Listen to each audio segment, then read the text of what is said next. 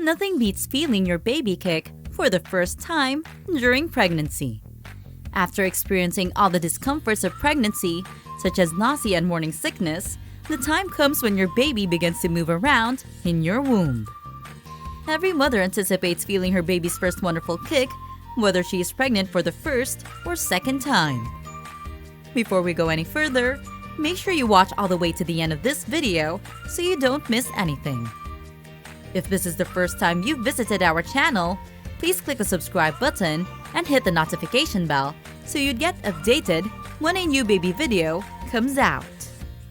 The material in this video is provided solely for educational reasons and is not intended as medical advice.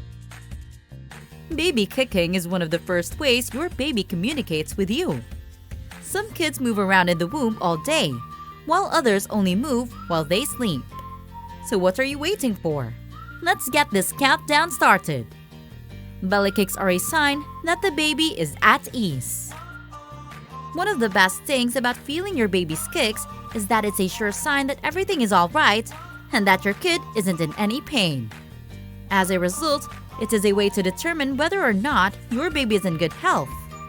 Over time, the movement will become more noticeable. However, once your kid has grown to the point that he or she occupies the majority of your womb, the movements will be slower owing to a shortage of space. They will, however, be powerful and should generally follow a predictable pattern. Tracking of baby kicks is important. There's no need to keep track of your baby's movements if your pregnancy is going smoothly. However, if you haven't felt any movements for several hours or a day, you should check for kicks after a meal, while sleeping, or at other times when the baby is normally active.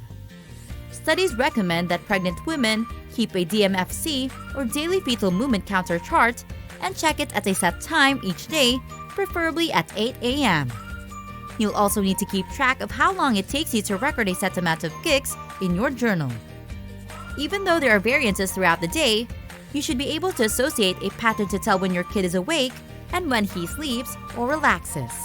Keep in mind that substantial deviations from the pattern are what you're searching for. It's easy to anticipate an exact amount of time each time you complete your kick counts, but there can be significant time variances. So over the course of a few days, keep an eye out for substantial departures from the pattern. Baby kicks can be more frequent at night. Inside the womb, babies establish a distinct movement pattern. Throughout the day, you may be involved in a variety of activities. As a result, if your motions stop while you're asleep, the fetus may become aware and begin kicking. In addition, the fetus begins to respond to sounds, so the baby may notice that it is quiet outside and thus move in response to the changes in the external environment. Because you are mostly occupied during the day, the modest movements that your baby produces during the day may go unnoticed. However, all intense movements, like kicking violently, can be felt at any time of the day. If you notice that your kid moves a lot at night, consider observing the movements during the day as well. Take note of how your baby reacts to certain symptoms. Do not become alarmed if there is no movement. Perhaps the child has established a sleeping routine. There is a probability that you'll have fewer motions both during the day and at night. While this does not necessarily indicate that something is wrong, you should not disregard it either.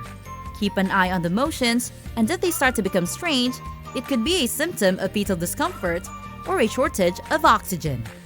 An ultrasound may be used by the doctor to monitor the placenta's blood flow and the child's well-being. Reduced kicks could suggest that the baby is in pain. There are a variety of benign reasons for diminished mobility. For example, when your baby was sleeping, you may have unintentionally opted to take a kick count. You could start a kick count at a later time when your kid appears to be more active. However, there are other more important reasons why your baby isn't moving around as much. It's possible that your baby's growth has slowed. There could be an issue with your uterus or your baby's placenta.